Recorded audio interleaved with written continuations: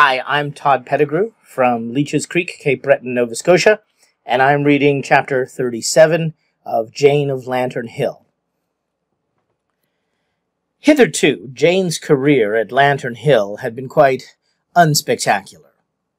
Even when she was seen barefooted nailing shingles on a barn roof, it made only a local sensation, and nobody but Mrs. Solomon Snowbeam said much about it. Mrs. Snowbeam was shocked.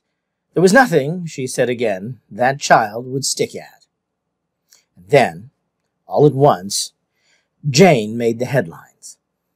The Charlottetown papers gave her the front page for 2 days, and even the Toronto dailies gave her a column with a picture of Jane and some lion, thrown in. The sensation at 60 Gay must be imagined. Grandmother was very bitter, just like a circus girl, and said it was exactly what might have been expected. Mother thought, but did not say, that no one could really have expected to hear of Jane ambling about P.E. Island, leading lions by the mane. There had been rumors about the lion for a couple of days. A small circus had come to Charlottetown, and a whisper got about that their lion had escaped. Certainly people who went to the circus saw no lion. There was a good deal of excitement. Once a monkey had escaped from a circus, but what was that to a lion? It did not seem certain that anyone had actually seen the lion, but several were reported to have seen him, here, there, and the other place, miles apart. Calves and young pigs were said to have disappeared. There was even a yarn that a short-sighted old lady in the royalty had patted him on the head and said, "Nice goglums," but that was never substantiated. The royalty people indignantly denied that there were any lions at loose ends. Such yarns were bad for tourist traffic. "I've no chance of seeing it," said Mrs. Louisa Lyons mournfully. "That's what comes of being bedrid. You miss everything." Mrs. Louisa had been an invalid for 3 years, and was reputed not to have put a foot under her without assistance in all that time. But it was not thought that she missed much of what went on in the Corners and Queen's Shore and Harbour Head for all that. "I don't believe there is a lion," said Jane, who had been shopping at the Corners, and had dropped in to see Mrs. Lyons. Mrs. Lyons was very fond of Jane, and had only one grudge against her. She could never pick anything out of her about her father and mother and Lillian Morrow, and not for any lack of trying. "Closer than a clam, that girl is when she wants to be," complained Mrs. Louisa. "Then how did such a yarn start?" she demanded of Jane. "Most people think the circus never had a lion, or it died, and they want to cover it up because the people who came to see a lion would be disappointed and mad." "But they've offered a reward for it. They've only offered $25. If they had really lost a lion, they'd offer more than that." "But it's been seen." "I think folks just imagined they saw it," said Jane. "And I can't even imagine it," groaned Mrs. Louisa. "And it's no use to pretend I imagined it. Everyone knows a lion wouldn't come upstairs to my room. If I could see it, I'd likely have my name in the paper. Martha Tolling has had her name in the paper twice this year. Some people have all the luck." "Martha Tolling's sister died in Summerside last week." "What did I tell you?" said Mrs. Louisa in an aggrieved tone. "Now she'll be wearing mourning. I never have a chance to wear mourning. Nobody has died in our family for years, and black always did become me. Ah, well, Jane, you have to take what you get in this world, and that's what I've always said. Thank you for dropping in. I've always said to Mattie, there's something about Jane Stewart I like. Say what you will. If her father is queer, it isn't her fault. Mind that turn of the stairs, Jane. I haven't been down it for over a year, but someone is going to break her neck there sometime." It happened the next day. A golden August afternoon, when Jane and Polly and Shingle and Caraway and Punch and Min and Ding Dong and Penny and young John had gone in a body to pick blueberries at the Barrens at Harbour Head, and were returning by a short cut across the back pastures of the Corners farms.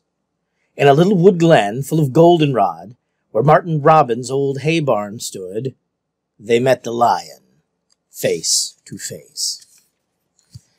He was standing right before them among the goldenrod in the shadows of the spruces.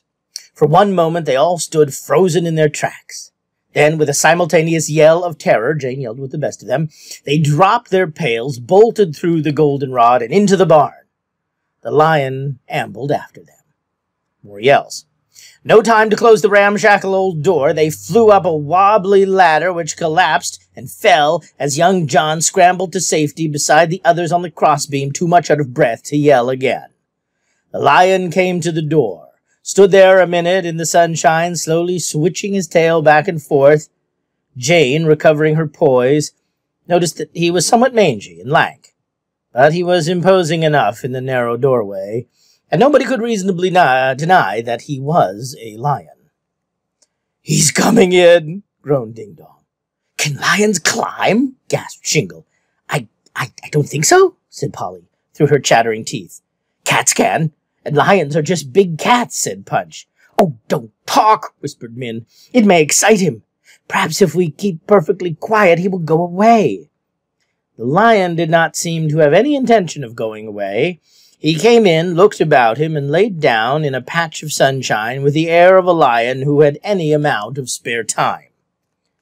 "He don't seem cross," muttered Ding Dong. "Maybe he isn't hungry," said young John. "Don't excite him," implored Min. "He isn't paying any attention to us," said Jane. "We needn't have run. I don't believe he'd have hurt us." "You run as fast as us," said Penny Snowbeam. "I'll bet you was as scared as any of us." "Of course I was. It was all so sudden." "Young John, stop shaking like that. You'll fall off the beam." I'm scared," blubbered young John shamelessly. "You laughed at me last night and said I'd be scared to pass a patch of cabbages," said Caraway venomously. "Now look at yourself." "None of your lip. A lion isn't a cabbage," whimpered young John. "Oh, you will excite him," wailed Min in despair. The lion suddenly yawned. "Why," thought Jane, "he looks exactly like that jolly old lion in the movie news." Jane shut her eyes. "Is she praying?" whispered Ding Dong. Jane was thinking. It was absolutely necessary for her to get home soon if she were going to have Dad's favorite scallop potatoes for his supper. Young John was looking absolutely green. Suppose he got sick? She believed the lion was only a tired, harmless old animal. The circus people had said he was gentle as a lamb. Jane opened her eyes. "I'm going to take that lion up to the Corners and shut him up in George Tanner's empty barn," she said. "That is, unless you'll all come down with me and slip out and shut him up here." "Oh, Jane, you wouldn't. You couldn't." The lion gave a rap or two on the floor with his tail. The protests died away in strangled yelps. "I'm going," said Jane. "I tell you, he's tame as tame. But you stay here quietly till I get him well away, and don't yell, any of you." With bulging eyes and bated breath, the whole gang watched Jane slide along the beam to the wall, where she climbed nimbly down to the floor. She marched up to the lion and said, "Come." The lion came. 5 minutes later, Jake McLean looked out the door of his blacksmith's shop and saw Jane Stewart go past, leading a lion by the mane. "Within spitting distance," as he solemnly averred later. When Jane and the lion, who seemed to be getting on very well with each other, had disappeared around the back of the shop, Jake sat down on a block and wiped the perspiration from his brow with a bandana. "I know I'm not quite sane by times, but I didn't think I was that far gone," he said. Julius Evans, looking out of his store window, didn't believe what he saw either. It couldn't be. It simply wasn't happening. He was dreaming, or drunk, or crazy. Aye, that was it. Crazy. Hadn't there been a year when his father's cousin was in the asylum? Those things ran in families. You couldn't deny it. Anything was easier than to believe that he had seen Jane Stewart go up the side lane by his store towing a lion. Mattie Lyons ran up to her mother's room, uttering piteous little gasps and cries. "What's the matter?" demanded Mrs. Louisa. "Screeching like you was demented." "Oh, Ma, Jane Stewart's bringing a lion here." Mrs. Louisa got out of bed and got to the window just in time to see the lion's tail disappear with a switch around the back porch. "I've got to see what she's up to." Leaving the distracted Mattie wringing her hands by the bed, Mrs. Louisa got herself out of the room and down the staircase with its dangerous turn as nimbly as she had ever done in her best days. Mrs. Parker Crosby, who lived next door and had a weak heart, nearly died of shock when she saw Mrs. Louisa skipping across her backyard. Mrs. Louisa was just in time to see Jane and the lion ambling up Mr. Tanner's pasture on their way to the hay barn. She stood there and watched Jane open the door, urge the lion in, shut it, and bolt it.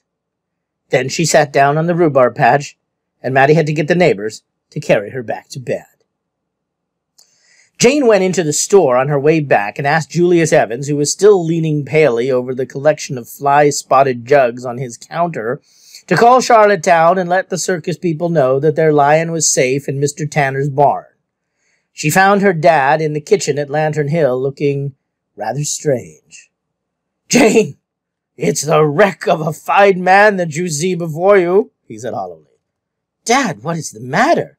"Matter," she says, not with a quiver in her voice. "You don't know, I hope you will never know, what it is like to look casually out of a kitchen window where you're discussing the shamefully low price of eggs with Mrs. Davy Gardner and see your daughter, your only daughter, stepping high, wide, and handsome through the landscape with a lion. You think you've gone suddenly mad. You wonder what was in that glass of raspberry shrub Mrs. Gardner gave you to drink. Poor Mrs. Davy. As she remarked pathetically to me, the sight jarred her slats. She may get over it, Jane, but I fear she will never be the same woman again." "He was only a tame old lion," said Jane impatiently. "I don't know why people are making such a fuss over it." "Jane, my adored Jane, for the sake of your poor father's nerves, don't go leading any more lions about the country, tame or otherwise." "Well, it's not a thing that's likely to happen again, Dad," said Jane reasonably. "No, that is so," said Dad, in apparent great relief.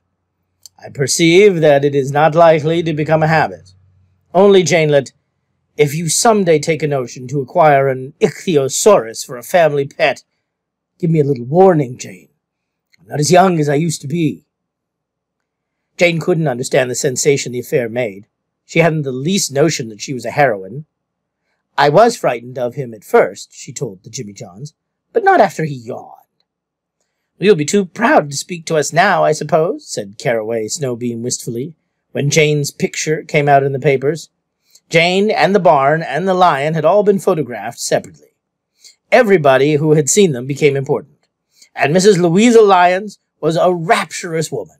Her picture was in the paper, too, and also a picture of the rhubarb patch. "Now I can die happy," she told Jane. "If Mrs. Parker Crosby had got her picture in the paper and I hadn't, I couldn't have stood it. I'm sure I don't know what they did put her picture in for. She didn't see you in the lion, she only saw me. Well, there are some folks who are never contented unless they are in the limelight." Jane was to go down in Queen's Shore history as the girl who thought nothing of roaming around the country with a lion or two for company. "A girl absolutely without fear," said Steppyard, bragging everywhere of his acquaintance with her. "I realized the first time I saw her that she was superior," said Uncle Tombstone. Mrs. Snowbeam reminded everybody that she had always said that Jane Stewart was a child who would stick at nothing. When Ding Dong Bell and Punch Garland would be old men, they would be saying to each other, "Remember the time Jane Stewart and us drove that lion into the Tanner barn? Didn't we have a nerve?"